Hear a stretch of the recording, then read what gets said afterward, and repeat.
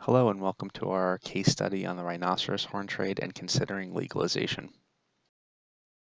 First slide, we want to focus on our executive summary, starting with the case overview. We note that Helping Rhinos was founded in 2016 by Simon Jones, who previously worked for American Express for 24 years. The purpose of the organization is to raise awareness of the rhino poaching crisis internationally and to raise funds for anti-poaching efforts.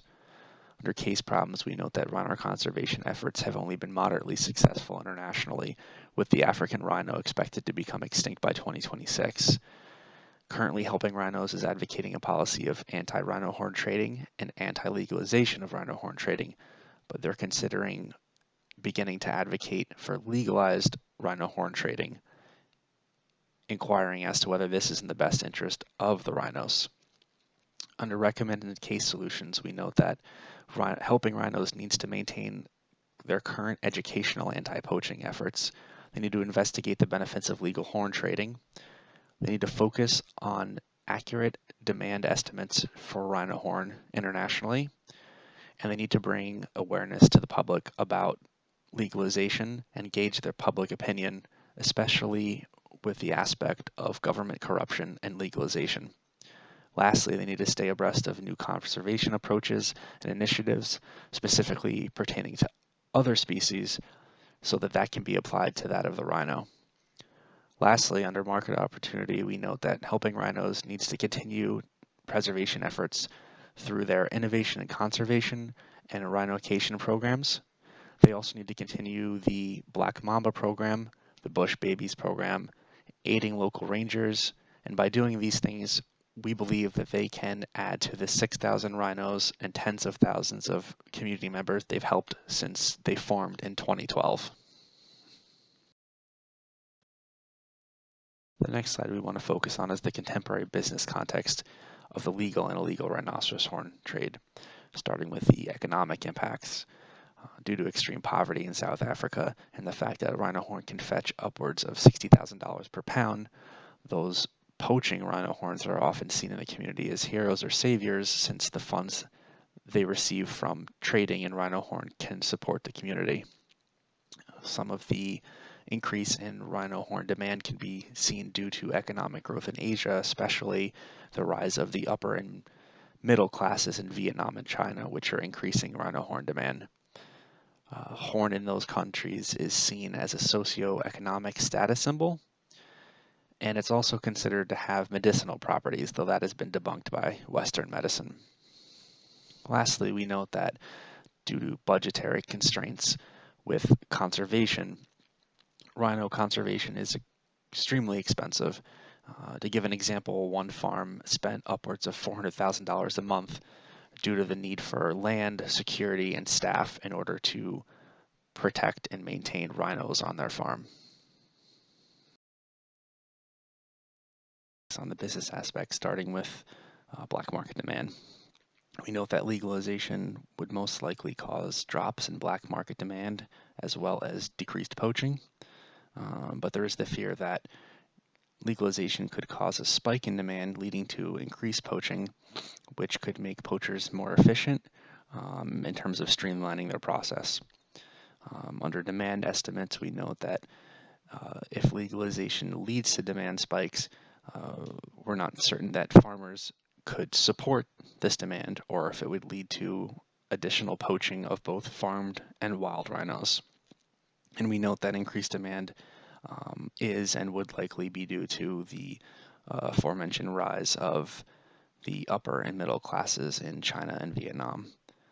Lastly, under challenges facing legal horn sales, we note that current farmers are removing the horns of their rhinos to prevent poaching, but they don't have legal means to sell them. The last time that sales were seen in 2017, sales were extremely challenging due to government corruption and other government challenging, including permitting and issues with auctions. Focus on the geopolitical aspects, starting with tensions over legal and illegal trade. In that area, the public is divided, with some believing that poachers should be killed, others believing that poachers are saviors or heroes to the community, noting that poachers have ties to the community and that jailing them, punishing them, or killing them could cause a public uproar and actually cause backlash against rhinos. We also want to touch on government challenges and corruption. The sale of the rhino horn in South Africa is restricted. Government permits and auctions that have previously been seen were marred by delays and were completely inefficient, partially due to corruption. The government's current position is to reduce poaching, but government corruption has actually enabled poaching. Officials in the government, like police, military, and also veterinarians, are often linked to poaching efforts because of the high price of the rhino horn. Next, we want to focus on the major features of sustainability, starting with environmental.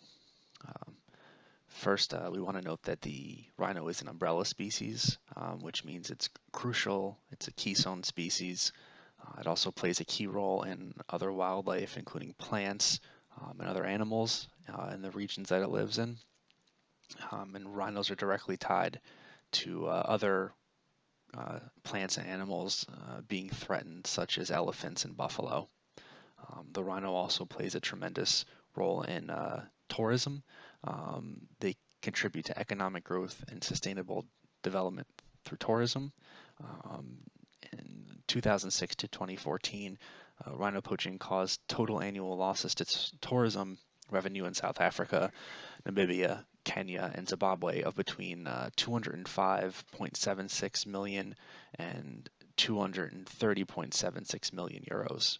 It's predicted that the extinction of one of the big five species would actually result in wildlife tourism falling by 20%, with the big five being the lion, leopard, rhinoceros, elephant, and Cape buffalo. We want to then touch on current rhino population trends. Poaching numbers increased through 2015, though they have started to decrease marginally since then. South Africa is actually home to some 80% of the world's 29,000 rhinos. And poaching in South Africa has dropped from a high of 1,215 killed in 2014, but the losses are still unsustainable and will result in extinction.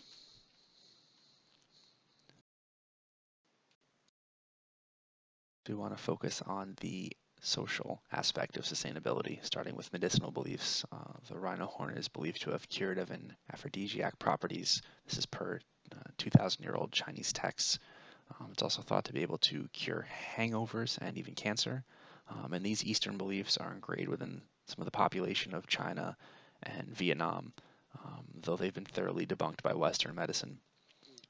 Next is the rhino horn as used in artwork. It's considered prized for carving and other sculpture as a medium, and it actually improves with age, which makes it very desirable. Lastly, we want to touch on the socioeconomic status symbol that is rhino horn. Pieces made of rhino horn are considered to be the ultimate socioeconomic status symbols, and they're a sign of achieving financial security, especially for those who are newly ascended into the middle and upper classes in countries like China and Vietnam. To touch upon the economic aspect of sustainability, starting with the rhino horn price, you'll see that it's over $60,000 a pound as of 2015. This is largely due to increasing demand, especially from China and Vietnam and other Asian countries. This is also due to decreasing supply. Supply is decreasing due to decreases in rhino populations, as you'll see in the chart. Currently, the number sits around 27,300 rhinos as of 2019. This is leading farmers to sell horn illegally, since there's no legal means to sell horn. They often remove horn to prevent poaching, but without a legal means to sell it, they're turning to the black market. And sometimes farmers are actually killing their rhinos and selling horn due to the high cost of farming rhinos and the high prices seen on the black market. I want to take a look at legal key stakeholder positions, starting with NGOs. Like Helping Rhinos. They're generally opposed to legalization of rhino horn trading, and they spread awareness and education about conservation. Specifically with helping rhinos, they have a policy of innovation and conservation, which include a strategy for habitat protection, community education, research, political advocacy, and funding. They distribute educational materials to schools internationally, which is a program they call Rhinocation. And they fund the Black Mamas, which is an all-female paramilitary trained anti-poaching team that's designed to help with rhino conservation, build relationships with communities, and become role models to children and young adults. Simon Jones, the founder of Helping Rhinos, he's opposed currently to legalization for five main reasons. The first being that no research was being done in markets to determine true demand for rhino horn. Next, he notes that demand for rhino horn was higher than anticipated.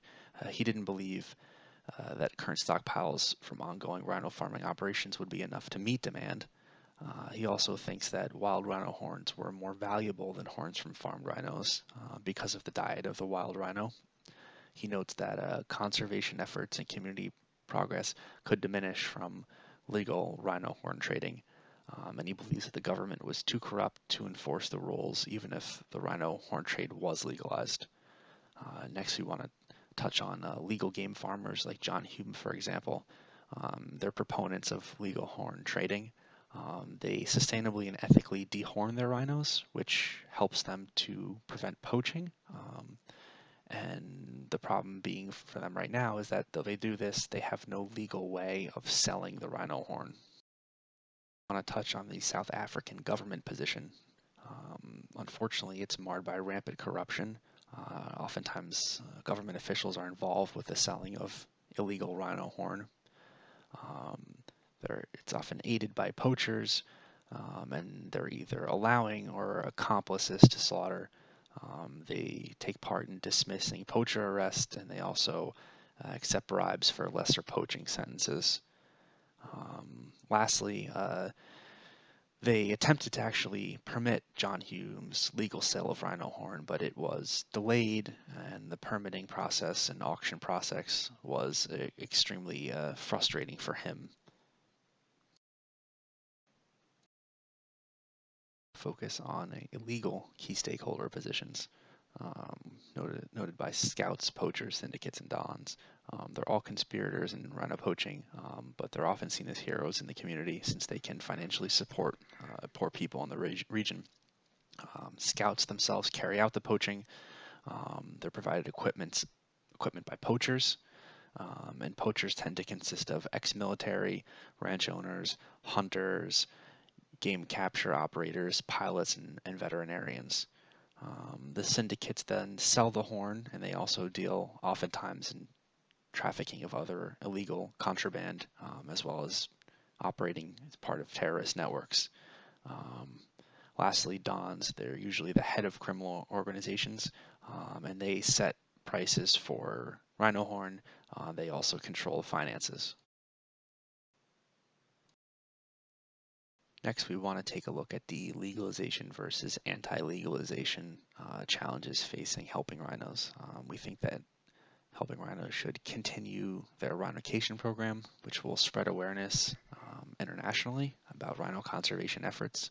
They should especially continue to educate the public, especially children, about rhino conservation efforts.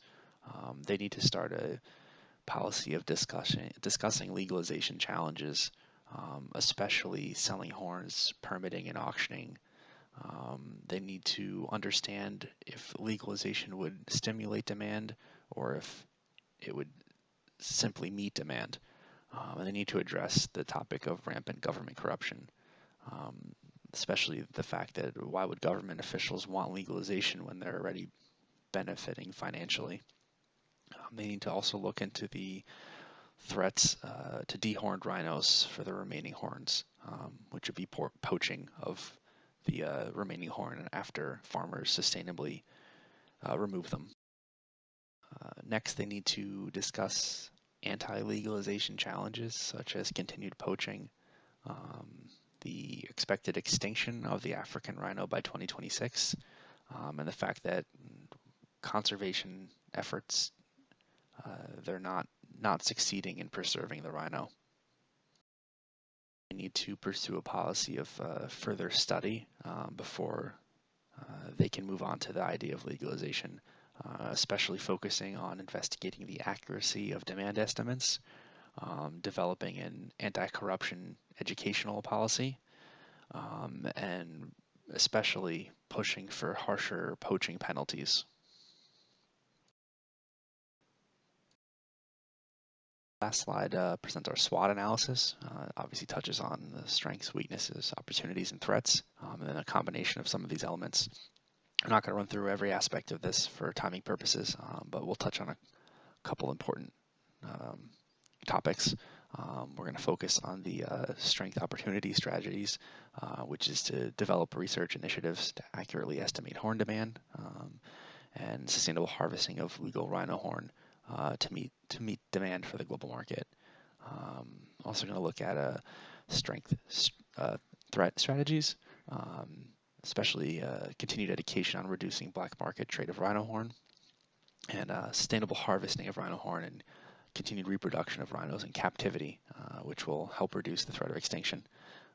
Next, we look at weakness opportunity strategies, which consist of continued research and protection of natural rhino habitats and populations, and increased scrutiny and regulation of legal horn trade to reduce carryover to the illegal market. Lastly, we're going to touch on the weakness threat strategies, which is continued support of security for wild rhinos to prevent pressure on natural herds, and to promote support from NGOs to ensure local governments and agencies operate above board regarding legal horn trade and to reduce corruption. Thank you for reviewing our presentation. Our final slide is our references if you wish to investigate any of those. Thank you.